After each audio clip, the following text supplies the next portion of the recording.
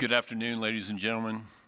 We are pleased to welcome our 2015 Masters champion, Jordan Spieth, to the interview room. Jordan, thanks for joining us. Absolutely. You have one of the most impressive records here at the Masters, and you always seem to play really well. This is your 9th appearance here, but your first as a father. Congratulations. Thank you. To you and Annie on the birth of Samuel David Spieth, better known as Sammy. That's right. How time flies. Yeah. He'll make an appearance tomorrow, assuming the weather holds up. Nice. That would be awesome. Par 3. So how are you feeling, and why don't you walk us through your preparations for Sure. this Masters? I feel great. Played the last 2 weeks leading into this week, which is what I've done every year. Struck the ball beautifully last week, never adjusted to the speeds of the greens. That's not normally an issue here. I never got the ball to the hole, and so you kind of have the opposite problem here. So I feel like my game's in a great spot. I feel like, I'm ready to contend. And, with the predicted forecast, and if we don't get too much rain, the course was as firm and fast as I'd ever seen it on a Monday, yesterday.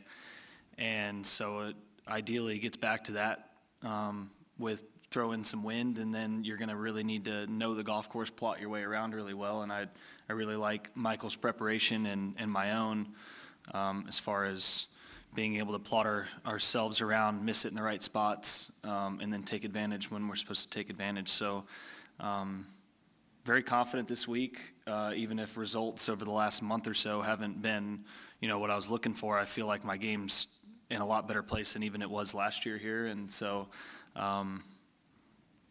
ready. I think I'm second to last on Thursday to get started. And, we get a good gauge of how the course is playing because of that, and kind of pick a game plan then.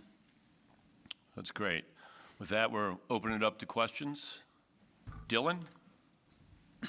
Given that you play in the weeks leading up to the Masters, do you make Augusta-specific changes to your preparation, or you just get your game in shape and show up and know that it fits pretty well? Yeah, I think the first few years told me that, I went, the year I won, I lost in a playoff the week before, almost won in 14 and 16 after missing the cut the week. It's more so just, shake off kind of some rough edges and just sharpen things up as I play. I can't remember ever really making any equipment changes or working on more specific shots. I mean, the one shot that you need here that is a forced, significantly right to left moving shot off of 10 and 13. Drawing a 3-wood's always been, something I haven't had to add work into. My 3-wood's real low spinning right now. I cracked the face of one, so I've been trying to get one that spins a little more, that can turn more instead of just, so that would be something I'm still working on tomorrow, I think, as we head in. But other than that, it's just get adjusted to the speed of the greens, and there's not a whole lot, I think, you have a lot of uneven lies, but, you hit on a flat driving range, so there's not other than playing a lot of holes, there's not a ton else to do, I don't think. Jeff? Jordan, your assessment of some of the changes that have taken place here on the golf course, and if any in particular impact your game, maybe on 11 or 15 or something like that. I saw 11 for the first time today, and I really liked it. I was interested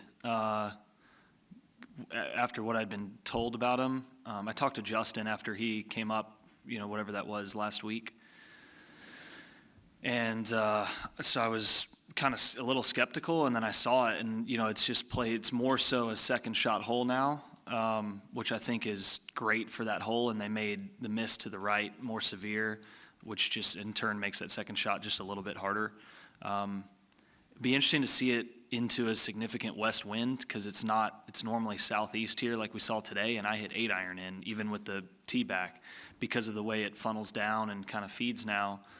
If you hit a really good drive, you actually, 8-iron in's a lot nicer than 4-iron into the wind into that green. So I think, those holes that 11, 12, and then 15 are going to be, as key as they've ever been this week, given the forecast.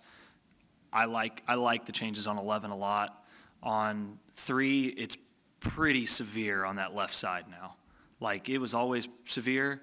Now it's pretty wicked. Just a little bit of a change in the drop of the depth once the ball feeds over the green, but it's such a small area with firm surfaces, and no balls are staying up short now, and if it goes just over, you're left in a really tough position on trying to hit it firm with a putt to get up the slope off the green, and then it has to barely have any speed when it gets on. So it's almost like that Sunday pin was already so challenging, and now it's almost like an automatic layup with a wedge.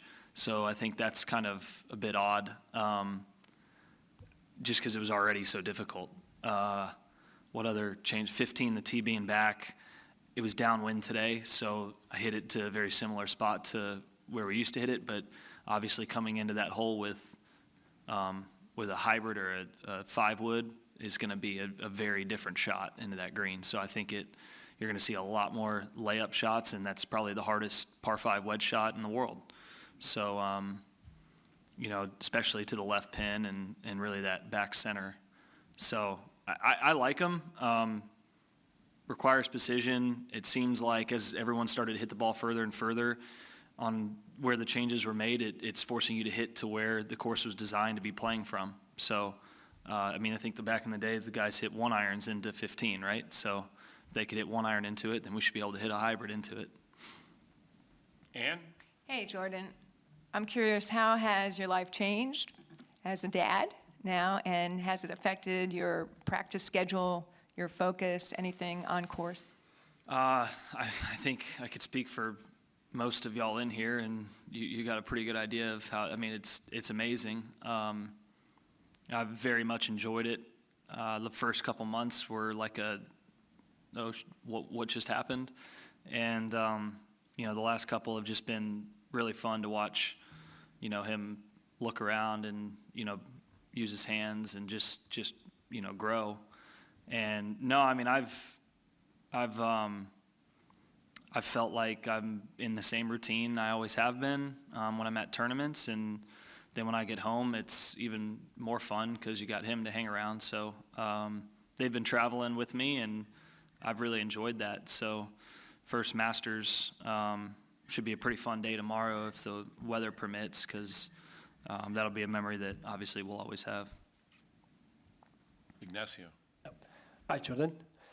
Sorry to take you back to the past.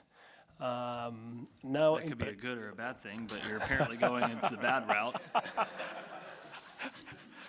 now in perspective, with a bunch of years past, how much damage do you think it makes to you or to your career, the events of the 12th hole that Sunday? I don't think.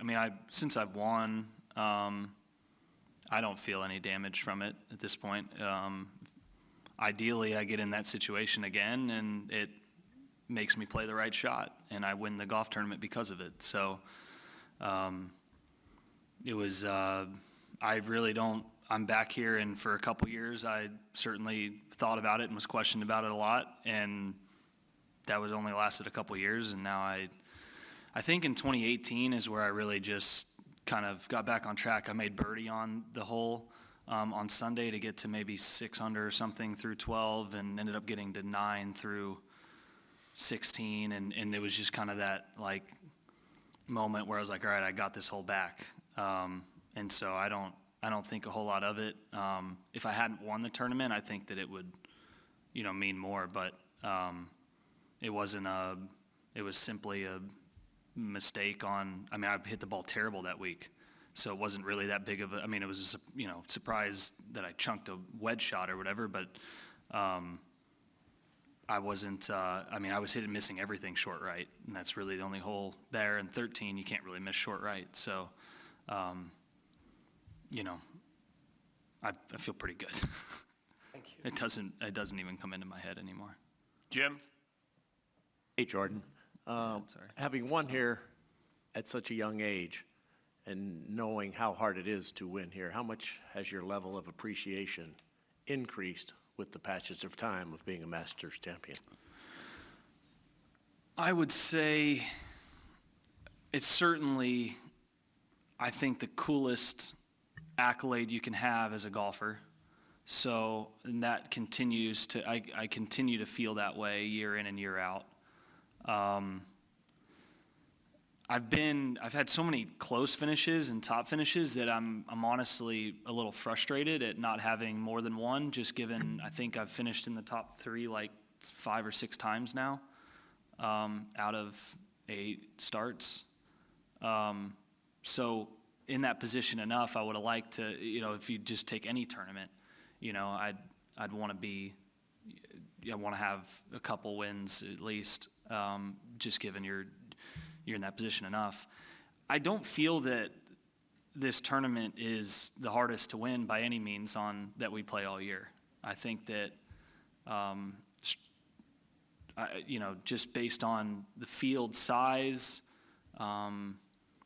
who's in the field, how many, out of the top 100 in the world versus, say, I think the players of the PGA might be a more difficult tournament as far as compared to the other players to win, but this has that added level of legacy to it. The tournament that we all grew up watching, our generation watching Tiger and make those putts to win, that really inspired us to want to. We'd go right out to the 18th green and with our buddies and pretend that we had that putt to win the Masters for a month after he did it, right? And so it's just the kind of, if you can almost dumb it down to, I'm just playing against these guys like I do every week, then, it makes you a little bit more comfortable. And then your original question to when you do win, it does kind of create that legacy.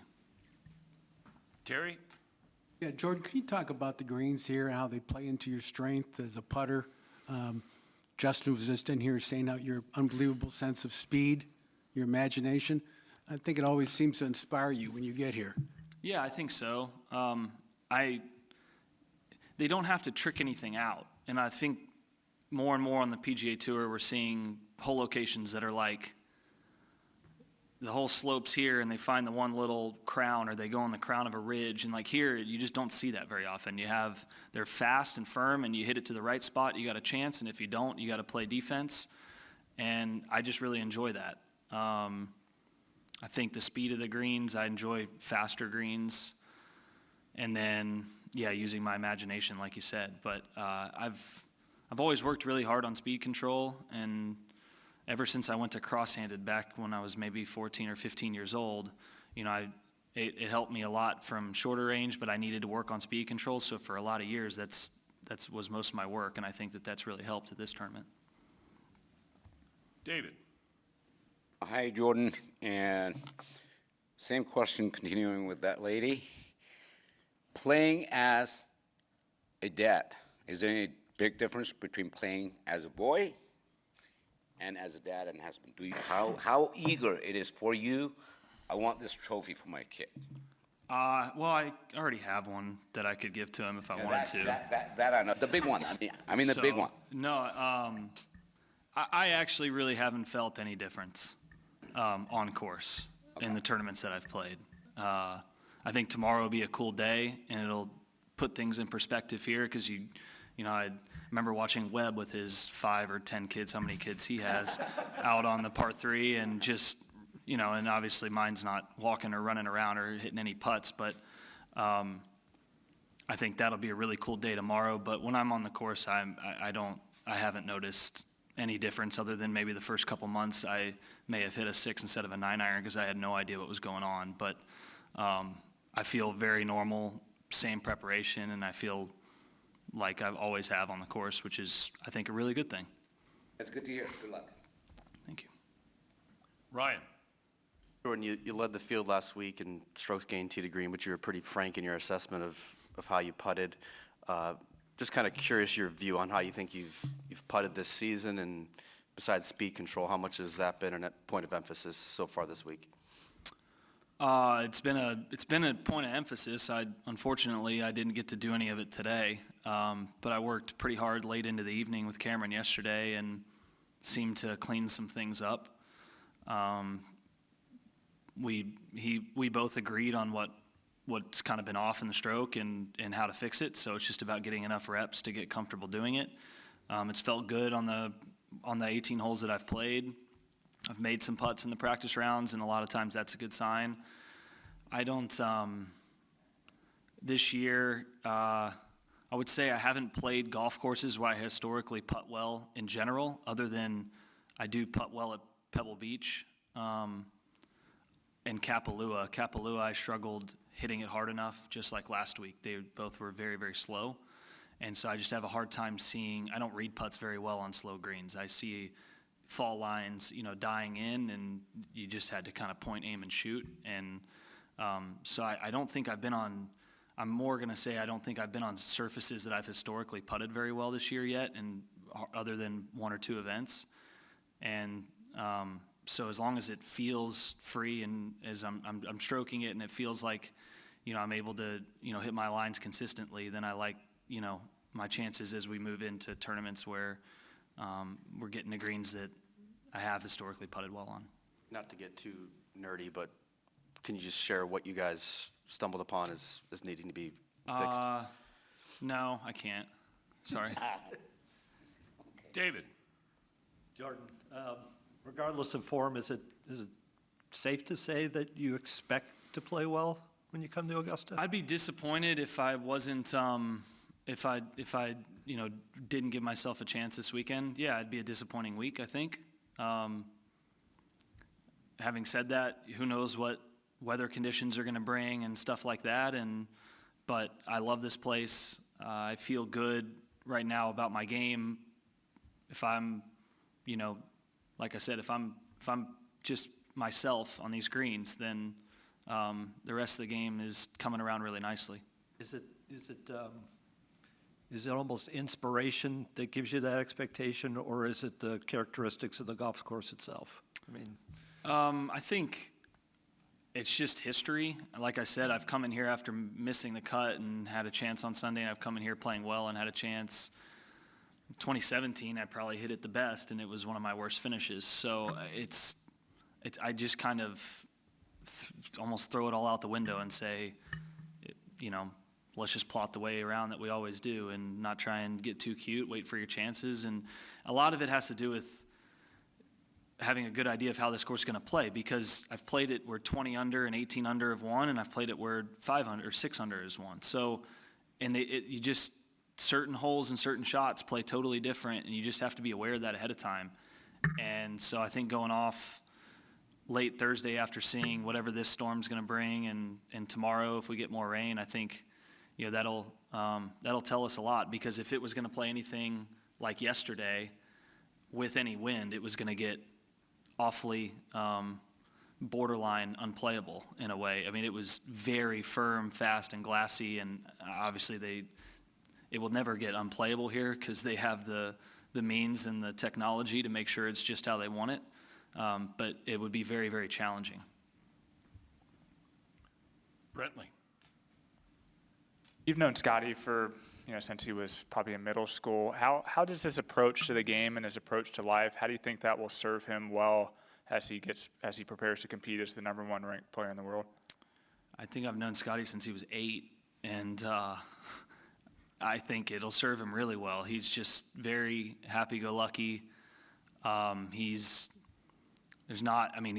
a competitor on the course, but he's so light. Like, he gets along with everybody. I think that he just looks at that as the label as something that's really cool, but just loves to play golf. And I think that given that being his personality versus it being like his desire to be just #1 in the world and like just get there, and that's what he wanted to do. I've never asked him, but off of how I know him, I think it was just one of those, I wanted to win this match, then I wanted to win this match. And he probably I don't even know if he knew that he could get to #1 in the world at the end. I think it's just more, he just loves playing the game, and he's playing it better than anybody else right now. John? Jordan, many of us here, this is the first one for a couple of years. We're struck by different In the changes of the course specifically or the Masters? No, just being back here after 2 years when us weren't here. I think last year on the weekend felt pretty normal. 2020, the November one was very, very weird. Last year felt pretty normal. You didn't have the big bleachers off 15, 16.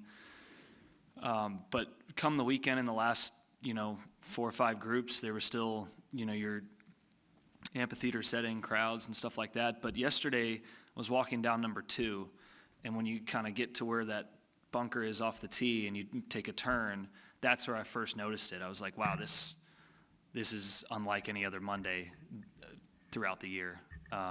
It was just however many deep everywhere you looked, every hole, and it was like, this feels like the Masters.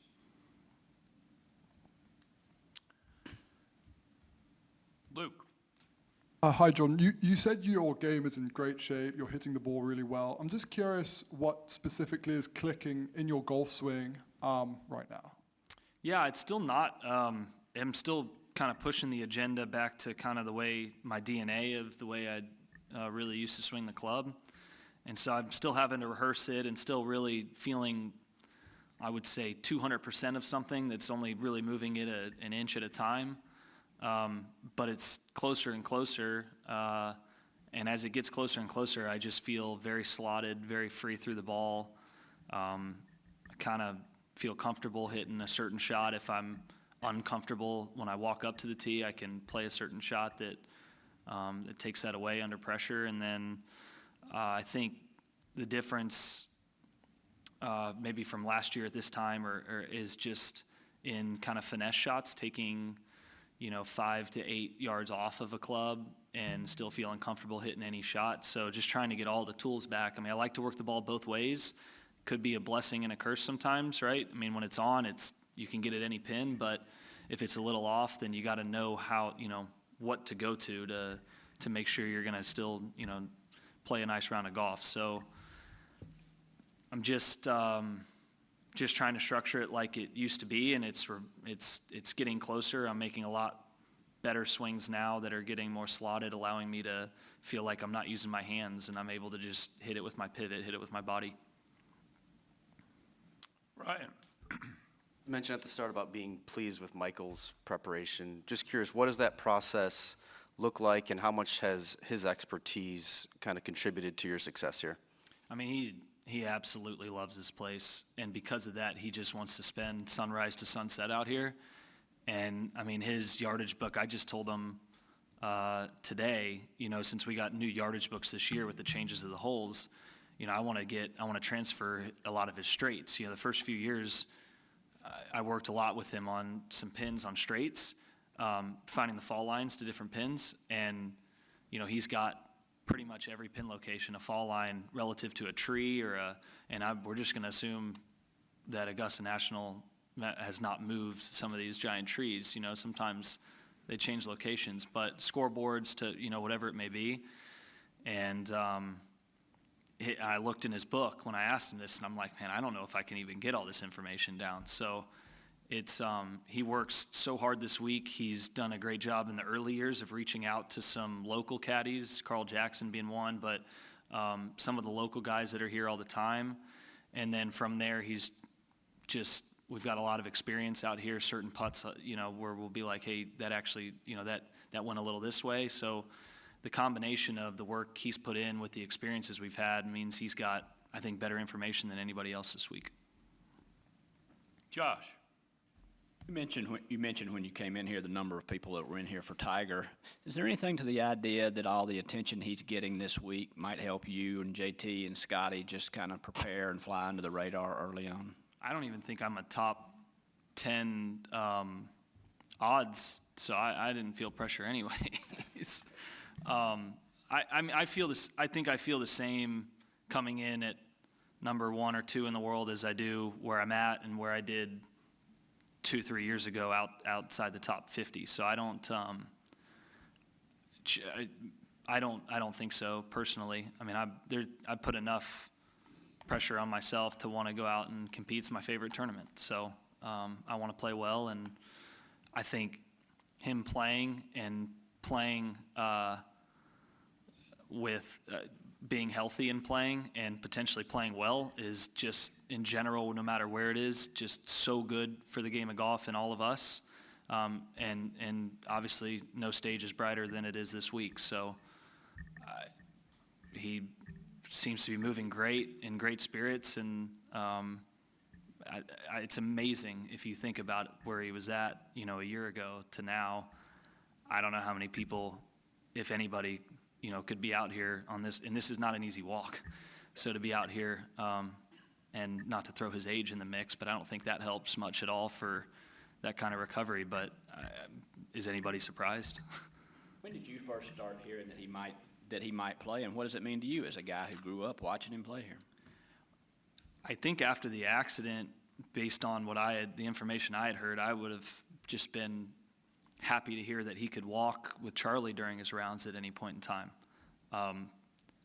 I'd never even really thought about him playing golf again after everything he's been through, injuries over the years and such. He already had his comeback in 2019, but I mean, how many comebacks has he had? So when I first heard he was, I don't remember when it was, it would have been late last year into the new year maybe, that he could swing a club. I mean, whenever he posted, I was very surprised and amazed at the ability to do that, and clearly that's what he wants to do, is come back and play. Last two, Hiromi and then Jeff. About tonight's Champions Dinner, did you have a chance to see the menu? Oh, yeah. Oh, yeah. What did you think about the menu, and which item are you most excited for? I'm going to have seconds of all of it. I'm very excited. I played the Dunlop Phoenix in Miyazaki back in 2014, and I might make a lot of people mad in the state of Texas, but it's the best beef I've ever had. And to be serving that tonight on top of miso cod and sushi to starts, I'm very, very excited. I saw it today, and I had no idea what route he was going to go, and I'm excited to shake his hand and say thank you at the end of the night. So Thank you. might have to get carted off. Yeah. Jeff. I was going to ask a Champions Dinner question on the menu front. What else about the dinner do you look forward to besides a menu like that? Stories that come up, yeah. I'm a little interested to see the dynamic with Mr. Crenshaw and Hideki at the head of the table. And, Hideki, I think his English has gotten a lot better, but I don't think it's like speak in front of everybody in English, but I'm not sure. We've always had a great relationship, myself and Hideki, although, short each time just with the language barrier. But, and then, Mr. Crenshaw is our host, and we'll be obviously talking about Hideki's win and certain milestones of people there. But I think that dynamic will be pretty fun to watch at the head of the table. Jordan, thanks very much, and good luck this week. Thank you. Thank you.